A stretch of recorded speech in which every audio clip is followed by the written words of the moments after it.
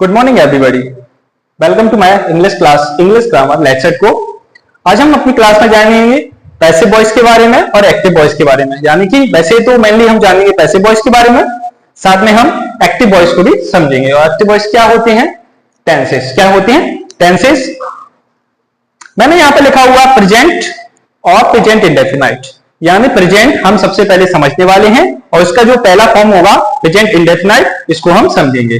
क्योंकि टेंसेस हमने समझे थे तो उसमें आपने जाना है कि टेंसेस कितने प्रकार के होते हैं। तो अब हम समझेंगे पैसिव वॉइस को।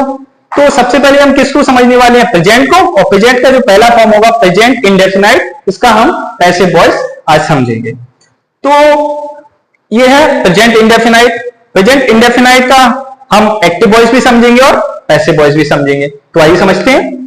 तो मैंने यहां पर लिखा है स्ट्रक्चर एक्टिव वॉइस का और यहां पर लिखा है पैसिव वॉइस का। सबसे पहले जो स्ट्रक्चर लिखा हुआ है वो है अफर्मेटिव का। किसका है ये? अफर्मेटिव का। अफर्मेटिव। ये भी इसी का भी अफर्मेटिव।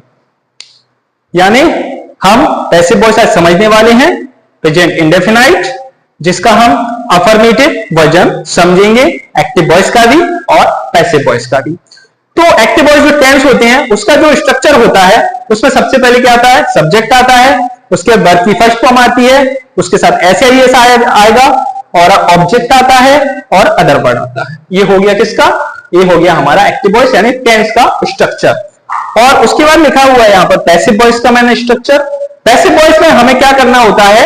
जो ऑब्जेक्ट होता है उसको सब्जेक्ट बनाना पड़ता है। हम उसे सब्जेक्ट मानते हैं पैसिव वॉइस में। तो सबसे पहले ऑब्जेक्ट आएगा, फिर ऑब्जेक्ट के हिसाब से ही जो हेल्पिंग वर्ब यूज करते हैं वो प्रेजेंट कंटीन्यूअस की आती है। किसमें? प्रेजेंट इंडेफिनाइट की पैसिव वॉइस जब हम बनाते हैं, यानी प्रेजेंट इंडेफिनाइट की जब हम पैसिव वॉइस बनाएंगे, उनकी जो हेल्पिंग वर्ब आती है तो वो किसकी होंगी?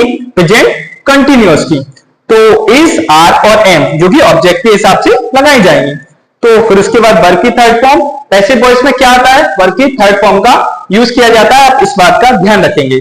उसके बाद ऑब्जेक्ट सेकंड आएगा। यहाँ पर कौन सा ऑब्जेक्ट? Second object. इसकी बात मैं बाद में करूंगा, इसको मैं बाद में समझाऊंगा। उसके बाद आता है बाय और उसके बाद आता है इसमें सब्जेक्ट और लास्ट में आता है अदर वर्ड। आप समझ गए होंगे। तो आप क्या करेंगे? इसका एक एग्जांपल देखेंगे यहां पर।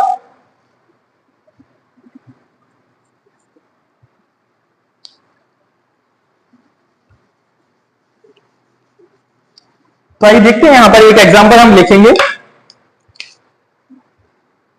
वह है एक पतंग उड़ाता